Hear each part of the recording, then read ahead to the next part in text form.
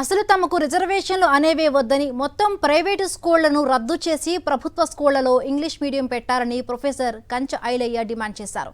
విజయవాడలో వర్గీకరణపై రాష్ట్ర మాల సంఘాల జేఏసీ ఆధ్వర్యంలో జరిగిన మేము సైతం కార్యక్రమంలో కంచ ఐలయ్య పాల్గొన్నారు. విద్యారంగంలో జగన్ తీసుకువచ్చిన సంస్కరణలను ప్రశంసించారు. 35 ఏళ్ల తర్వాత ఈ దేశంలో రిజర్వేషన్ల గురించి అడిగేవారు ఒక్కరు కూడా ఉండాలన్నారు ప్రొఫెసర్ కంచ ఐలయ్య. గ్రామాల్లోని బీసీ, ఎస్సీ, ఎస్టీ పిల్లలు ఇంగ్లీష్ మీడియం చదువుకుంటే పట్టణాల్లోని వారికి ధీటుగా ఉద్యోగాలు సాధిస్తారని చెప్పుకొచ్చారు. వైఎస్ జగన్ నేతృత్వంలోని అప్పటి ఏపీ ప్రభుత్వం విప్లవాత్మకమైన నిర్ణయం అమలు చేసిందని కొనియాడారు. కానీ ప్రైవేట్ ఇంగ్లీష్ మీడియం స్కూళ్లను మొత్తం రద్దు చేసి ప్రభుత్వ స్కూళ్లలో ఇంగ్లీష్ మీడియం పెట్టండి. 35 ఏళ్ల తర్వాత ఈ దేశంలో రిజర్వేషన్ మాకొద్దు, మీ వాడు ఒక్క జాబులో మిగిలడు. నేను అది కూడా చెప్తున్నా, మీ వాళ్ళు ఊళ్ళలో చదువుకున్న ఎస్సీ, ఎస్టీ, బీసీ పిల్లలు కనుక ఇంగ్లీష్ మీడియంలో ఈక్వల్ స్టాండర్డ్లో చదువుకుంటే అర్బన్ ఏరియాలో ఉన్నోని ఎవ్వరి పిల్లలు ఉద్యోగాల్లో మిగిలరు.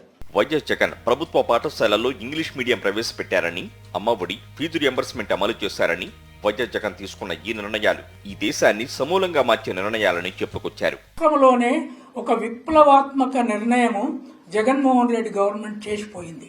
అది English medium in government schools.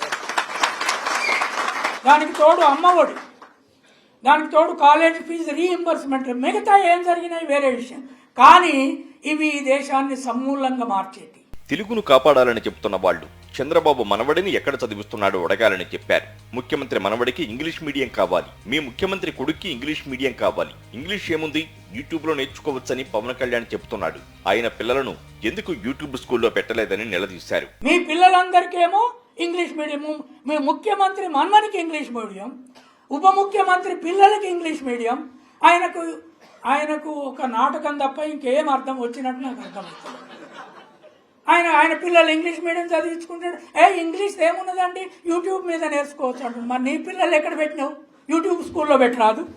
Reservations విభజనను కేంద్రం అమలు చేస్తూ రాష్ట్రాలకు ఖచ్చితమైన గైడ్ లైన్స్ ఇవ్వాలని ఐలయ్య డిమాండ్ చేశారు. అంబేద్కర్ ఆశయాలను ఎలా సాధించాలని చర్చించేందుకు మేము సైతం కార్యక్రమం నిర్వహించామని, మాలలు మాదిగలు ఒకరొకరు శత్రువులు కాదని ఇదే కార్యక్రమంలో ఐపీఎస్ అధికారి పివి సునీల్ కుమార్ అన్నారు.